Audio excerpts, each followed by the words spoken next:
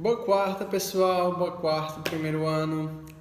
Finalizamos os conceitos de tabela periódica, de periodicidade, a periodicidade, como é a organização dos elementos químicos de acordo com as divisões da tabela periódica. Então, agora você já tem as informações necessárias para a gente seguir os estudos sobre química. Para entrar na nova temática, a gente ainda tem meio que um intermeio de assuntos. Como assim, professor? Algo que não é tão periódico e ainda pega um pouco lá da distribuição eletrônica e que já está dentro da perspectiva de interação molecular. Professor, como assim? A interação molecular ela é a base da química. Assim, sendo um pouco mais expansivo, ela é a base de tudo. Por quê? A interação molecular é o que faz ocorrer as ligações químicas, é o que faz ocorrer todos os procedimentos que vêm a formar alguma molécula ou até mesmo um composto muito elevado, mas isso tudo depende de interação molecular. Seja com as moléculas iguais ou moléculas diferentes, ou duas ou mais moléculas, não importa. Mas a interação molecular, ela está aí para meio que explicar como tudo isso ocorre. Então agora a gente vai iniciar os processos para ter essa base de estudo, que são as ligações moleculares, que a gente vai ver que são reações intramoleculares. E a gente vai ver a diferença de reação intermolecular e reação intramolecular. Vocês vão precisar entender muito bem esses conceitos. E aí a gente vai com calma, como a gente fez aí o estudo da tabela periódica, e vai dar tudo certinho, ok? Vamos lá.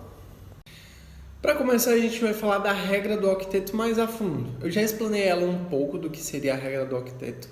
É uma obrigatoriedade assim, natural de que todos sigam essa regrinha, porém a gente vai ver que existem as exceções. Basicamente, nós conhecemos, a gente tomou conhecimento que somente os gases nobres, elementos pertencentes à última família, ou seja, a família 18A, da tabela periódica, apresentam natureza de forma isolada, ou seja, não reagem com outros elementos químicos. Todos os demais encontrados na natureza, somente formando substâncias simples ou compostas, ou seja, eles estão ligados a outros elementos químicos, seja de forma simples ou composta.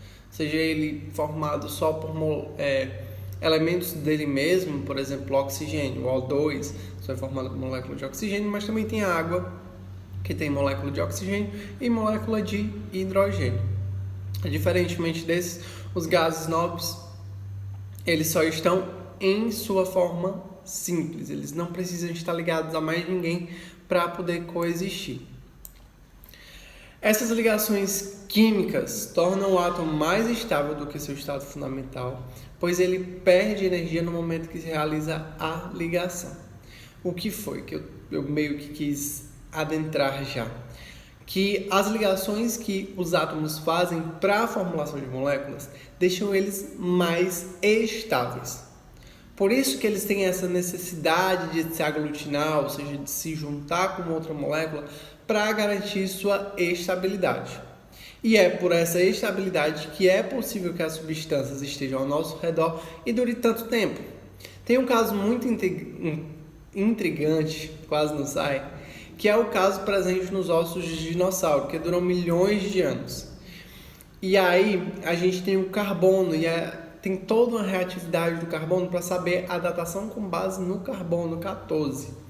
É todo um estudo feito com base no carbono que é depositado nos ossos desses dinossauros. E com base nisso, eles fazem uma varredura em cima dessas moléculas e tem a datação de quantos anos aqueles ossos têm. Por isso que vocês veem muito as pesquisas em jornais. Foram encontrados ossos de tantos milhões de anos atrás. Vocês nunca se perguntaram como é que é feito isso? E geralmente é feito com base nesse estudo do carbono 14, para saber aí a idade desse dinossauro, desse ser humano, porque também tem essas possibilidades. O químico Walter Kossel, entre 1888 e 1956, analisou essa reação entre estabilidade dos gases nobres e sua configuração eletrônica e criou em 1916 a teoria eletrônica de valência. A valência, todos nós já sabemos que corresponde ao número de ligações que cada átomo consegue fazer para ficar estável. A gente já sabe que o coringa do carbono ele consegue fazer 4 ligações e o restante vai variando de acordo com a tabela periódica também e por conta da organização. E a gente chama essas 4 ligações do carbono de tetravalência. Além disso, a camada mais externa do núcleo, que é onde ocorrem as ligações químicas, a gente já sabe que o nome dela é camada de valência. Professor, por que você está voltando nessa temática da camada de valência? Porque ela vai ser muito abordada aqui agora. Os gases nobres, elas possuem exatamente 8 elétrons na sua camada de valência, com exceção do hélio, que possui somente 2 elétrons, porque seu nível mais externo é o primeiro, ou seja, ele é um S2. A gente já viu que quando ele só tem isso, ele torna-se uma exceção, assim como o hidrogênio, mas a gente vai falar mais na frente. Mas depois de fazer essa análise e olhar todos os elementos da família dos gases nobres, ele percebeu que todos eles não reagiam e todos eles tinham 8 elétrons na sua camada de valência, ou seja, na última camada, todos eles tinham 8 elétrons. Assim, Kossel relacionou a estabilidade desses elementos com a configuração eletrônica. Ele disse, eles estão instáveis, então toda a estabilidade depende de 8 elétrons na sua camada de valência. E aí, essa ideia foi aperfeiçoada com o tempo pelo Gilbert Newton Lewis e também por Yves Lagrange, aí por volta de 1880, 1890 e alguns pontinhos. Esse último, que foi Lagrange, ele chamou a regra do octeto, ou teoria do octeto, que diz basicamente o quê? Um grande número de átomos adquire estabilidade quando possui 8 elétrons na camada de valência, ou 2 elétrons quando possui somente a primeira camada. E ele fez isso com base realmente na família dos gases nobres, porque nós vamos ver que existem expansão da regra do octeto e também existem exceções da regra do octeto. Vamos ver mais na frente. Assim, com base nessa lei, para adquirir a estabilidade eletrônica, os átomos de diferentes elementos estabelecem ligações entre si, dando ou recebendo ou até mesmo compartilhando elétrons. A gente vai ver as diferenças entre isso, quando eles dão elétron, quando eles recebem elétron ou quando eles compartilham elétrons. A gente vai ver que quem dá e recebe elétrons é um tipo de ligação, enquanto quem compartilha é outro tipo de ligação. De modo que todos os átomos adquirem a configuração eletrônica de um gás nobre correspondente com no mínimo de número de camadas eletrônicas. A gente tem um exemplo que é da família 1, que possui apenas a camada de valência. A gente já sabe que ele só tem uma camada. Dessa forma, eles possuem a tendência de perder elétrons. Como assim, professor? Como eles só têm 1 elétron na sua camada de valência, seria muito difícil eles receberem 7 elétrons de uma vez. É muito mais fácil perder 1 elétron para adquirir a estabilidade do que ganhar 7 elétrons. Por quê? Porque a gente precisa de muita energia para retirar 1 elétron da camada de valência. Imagine, se eu preciso de muita energia para tirar 1 elétron da camada de valência, o que seria de energia para tirar 7 elétrons da camada de valência? E assim vocês têm essa base. Por isso que o pessoal os elementos da primeira família, tem essa definição de doar o seu elétron que está na sua camada de valência. Porque a camada anterior ela já está totalmente estruturada com os 8 elétrons. Então ele prefere perder e continuar com a sua estabilidade na camada anterior do que ganhar 7 nesse caso, porque ia depender de muita energia. Desse primeiro, o hidrogênio e o lítio são exceções, pois o hidrogênio precisa ganhar mais 1 elétron e o lítio precisa perder 1 elétron para que ambos fiquem com 2 elétrons na camada de valência. Essa é uma das grandes diferenciações assim da primeira família. Outro exemplo para entender melhor isso são os elementos da família 16 ou 6A. Eles possuem 6 elétrons na camada de valência, por isso eles precisam receber 2 elétrons para ficar estáveis. E aí a gente tem o exemplo do oxigênio, que nesse caso ele tem que ganhar 2 elétrons, para que na sua camada de valência ele tenha essa estabilidade com 8 elétrons. Beleza? Mas como eu já citei, existem algumas exceções. E aí agora a gente vai ver como ocorrem essas exceções. Como toda regra, existem suas exceções. A exceção à regra do octeto abrange os elementos que não precisam de 8 elétrons na sua camada de valência para se tornarem estáveis. Dentre eles, a gente tem os elementos que estão estáveis com menos de 8 elétrons. Também são conhecidos como contração do octeto, contração do octeto. É mais comum de acontecer com elementos do segundo período da tabela periódica. Inclui-se nessa seção elementos com menos de 8 elétrons na camada de valência, já se tornando estável, é o berílio, que ele se torna estável com 4 elétrons na sua camada de valência, o boro e o alumínio tornando-se estável com 6 elétrons na camada de valência, e a gente já viu anteriormente o hidrogênio e o hélio, que aí estão de boa com seus 2 elétrons na sua camada de valência, ok? São essas regras de contração da regra do octeto, assim digamos. Existem também os elementos estáveis com mais de 8 elétrons na camada de valência, e aí a gente chama de expansão do octeto. Acontece com elementos não metálicos a partir do terceiro período, pelo fato de possuírem mais camadas eletrônicas, eles possuem também mais orbitais disponíveis para receber elétrons. Nessa situação ocorre com o fósforo e o enxofre, porque o fósforo pode receber até 10 elétrons e o enxofre pode receber até 12 elétrons. É muito elétron para se receber, mas tem toda essa explicação de que eles têm... não seria carga disponível, seria camadas disponíveis, orbitais disponíveis para fazer essas ligações. Professor, você falou orbitais disponíveis. Sim, vocês lembram lá na distribuição eletrônica que a gente tinha uns quadradinhos. Nesses quadradinhos, eles fazem as ligações entre eles e essas são as possibilidades. A gente viu que a hibridização do carbono, ela só acontece por conta que ele tem disponibilidade nessas interligações, assim digamos. Cada orbital daquele, cada quadradinho daquele, ele tem um potencial de fazer uma ligação. E quanto mais quadradinhos eu tenho, mais ligações se tornam possíveis de fazer. Agora, a gente vai fazer uma análise com base na camada de valência mais a fundo. Por ser a última camada quando os 2 átomos se encontram, camada de valência, é considerado um tipo de toque. Quando eles se tocam, quando os elementos químicos se tocam. A camada de valência com o outro, elas se tocam, aí é possível, tocam assim com muitas aspas, é possível que esses elementos efetuem uma ligação química. A observação dos átomos já conhecidos permite estabelecer algumas regras para que ocorra ligações eletrônicas.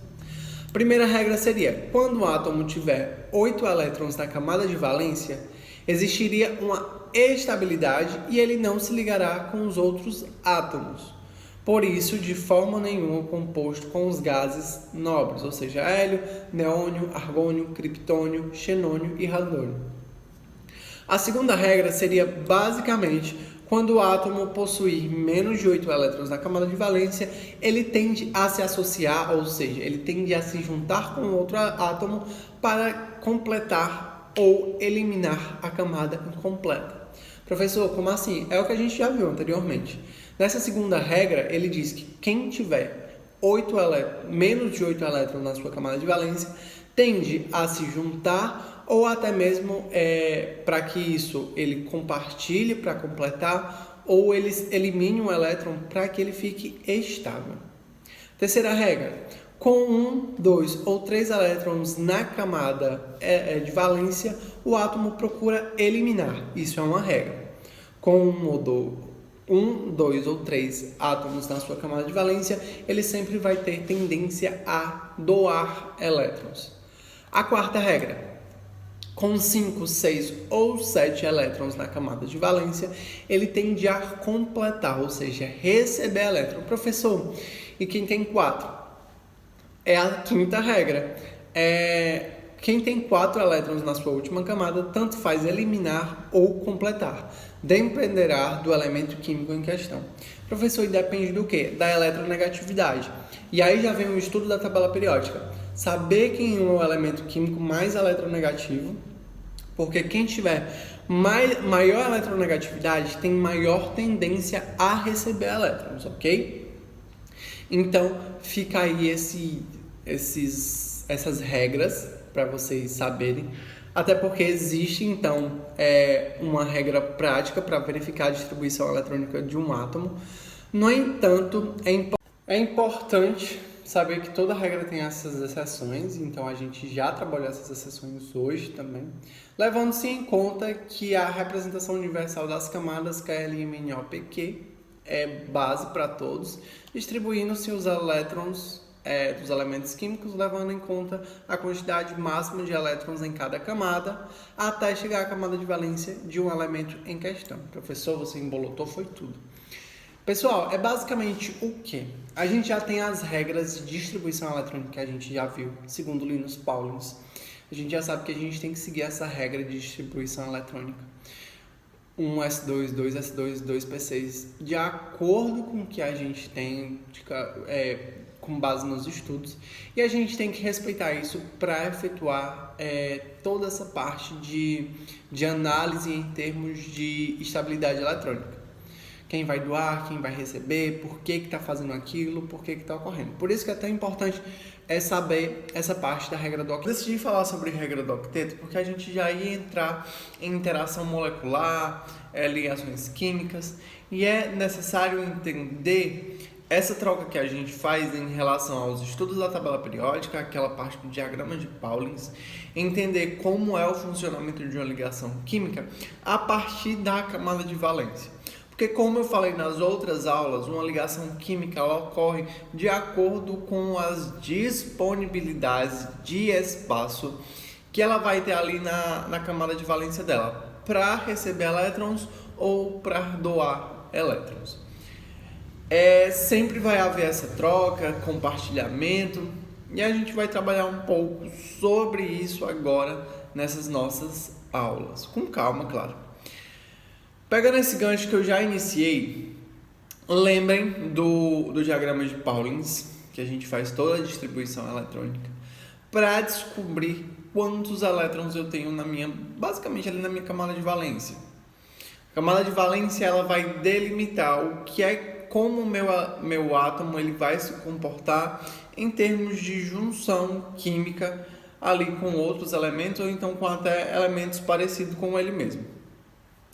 Nesse caso, é super importante vocês entenderem que naqueles quadradinhos que eu chamei de orbitais, é onde toda essa mágica ocorre. Porque vai ser ali onde o elétron ele vai meio que se estabilizar, ele vai ficar ali naquele localzinho. A gente fala esse quadrado para ficar mais simples de vocês imaginarem, porque imaginar uma camada eletrônica realmente é uma tarefa assim bem árdua, mas eu vou colocar aqui até do ladinho aqui. São nos orbitais onde ocorre essa ligação química.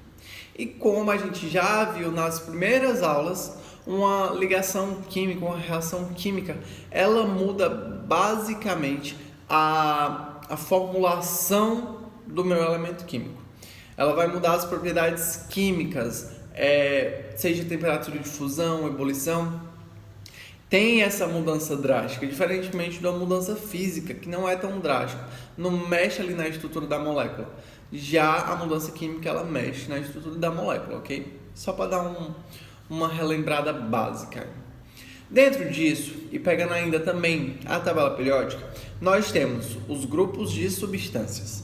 E aí a gente tem as substâncias iônicas, que são compostas por metais e não metais. A gente tem as substâncias moleculares, apresentam apenas elementos do tipo não metal. E a gente tem as substâncias metálicas, que apresentam apenas metal em sua composição. E são essas três composições básicas que vão reger as nossas aulas posteriores aí, que estão por entrar. Então eu tenho que saber o quê? Que geralmente minhas substâncias iônicas, a gente vai falar de íons, ou seja, a gente tem cargas ali, seja um cátion, seja ânion, a gente vai ver com calma. A gente também, quando fala de substâncias moleculares, a gente já sabe que ela não vai ter nenhum tipo de carga, então ela é uma molécula. Um exemplo é a água, ou não, um exemplo melhor, de uma substância iônica. Vamos citar o sódio e o cloro.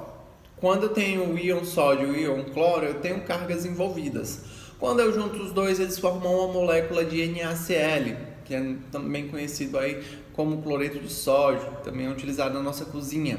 Então a gente tem nesse exemplo as duas opções, que é a substância iônica, que ela vai ser aí uma mistura de metal com não metal, que transforma-se em uma molécula, assim digamos. Ok?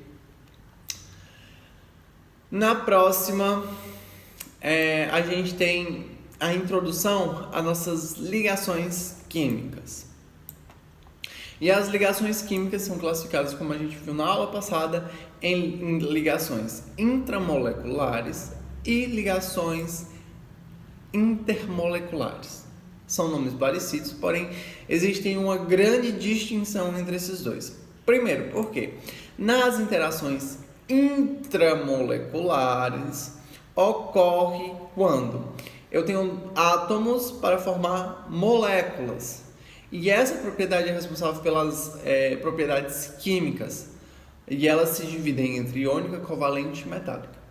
Essas são as ligações intramoleculares, que são realmente a representação da ligação entre os átomos.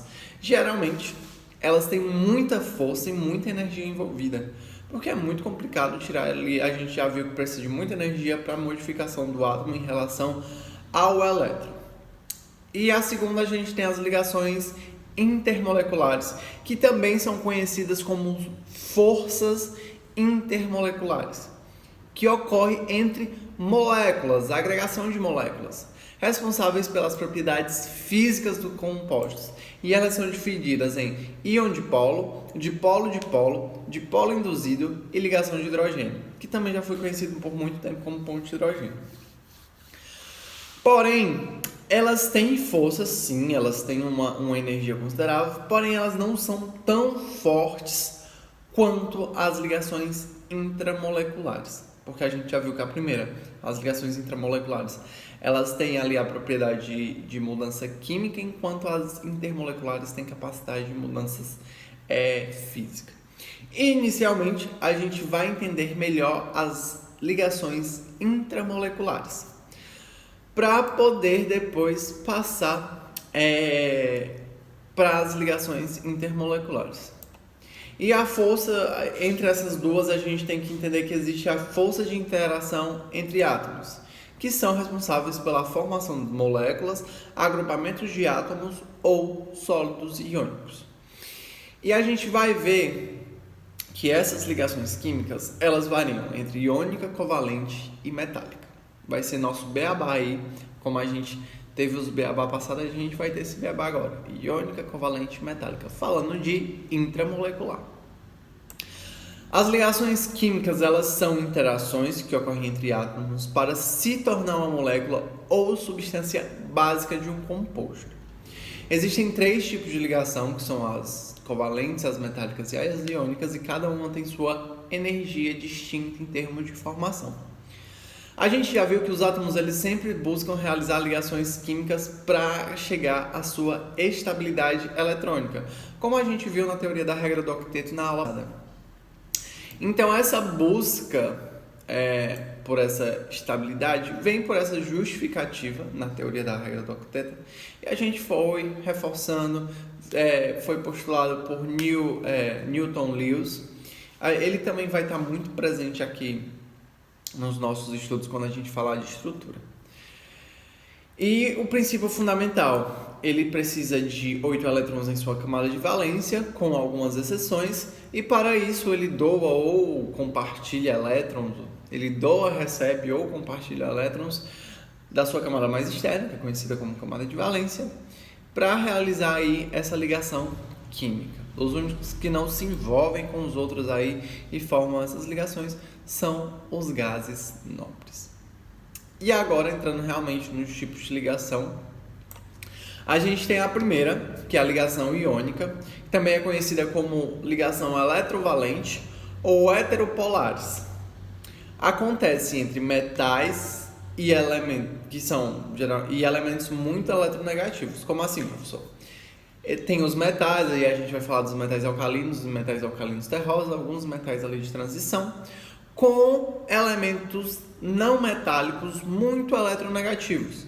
E a gente já viu ali que eles ficam mais perto dos calcogênios, halogênios, claro, carbono também entra. Ou seja, quem tiver mais força para tirar esse elétron da camada de valência dos nossos metais. Nesse tipo de ligação, os metais tendem a perder elétrons, transformando-se em cátions, que são o quê? Íons positivos. Peguem muito isso, prestem muita atenção. E os ametais, que estão ali meio que roubando esse elétron, eles se tornam ânions, que são íons negativos. Então a gente tem dois nomes muito importantes aqui para a ligação iônica, que são os cátions e os ânions. Sempre lembre, cátion, íon positivo, ânion, íon negativo. Professor, o que é um íon? É um átomo carregado positivamente ou negativamente. Citando exemplos, a gente tem o NaCl, que a gente vai falar muito porque ele é o mais utilizado.